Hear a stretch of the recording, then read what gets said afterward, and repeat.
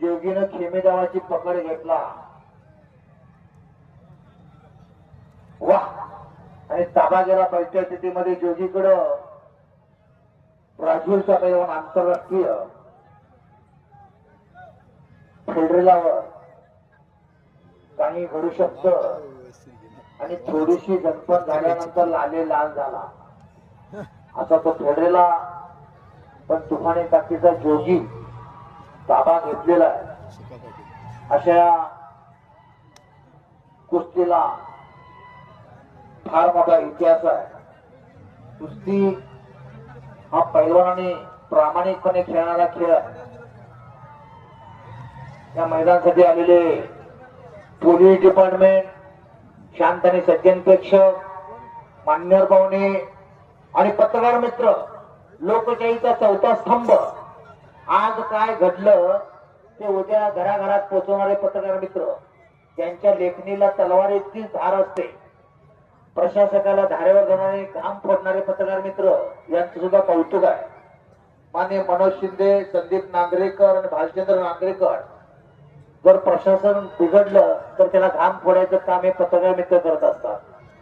अशा ही कुस्ती समोरासमोर परत चालू झालेली आहे. दोन्ही पायाला निकाब घातला जोगी पैलवान, तर तो दुसरा फेडरेला पैलवान.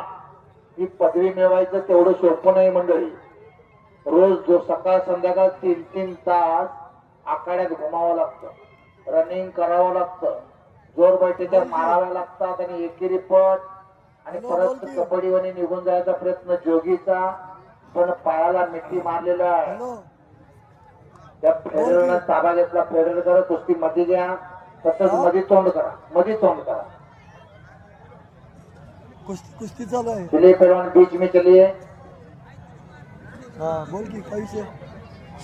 रोज 1500 सपाट्या माराव्या लागतात, दंड मारावे लागतात, बैठका माराव्या लागतात, दोर चढावा लागतो आणि 2-2, 3-3 जणांच्या संघ लढत करावी लागते. त्यावेळी पैलवान होते आणि मग पैलवान ही पदवी मिळते. पैलवान ही पदवी उत्तमात उत्तम आहे, पण ती आउट वजनाची सामुग्री आहे. लई काळजीपूर्वक ब्रह्मचर्य पद्धतीने त्याच्याकडे बघावं लागतं. पैलवान ही पदवी उत्तमात उत्तम जाऊन आउट वजनाची सामुग्री कुबेर तो ठेवत येते. कुबेराप्रमाणे ठेवतोय त्या पैलवानाला वाटत जात आहे. प्रसन्न मौला लिहितो कंबरली, भीम मारुती महाबळी, वेताळ खंकाळ भैरवदळी, वंश सकळी पैलवानाच्या.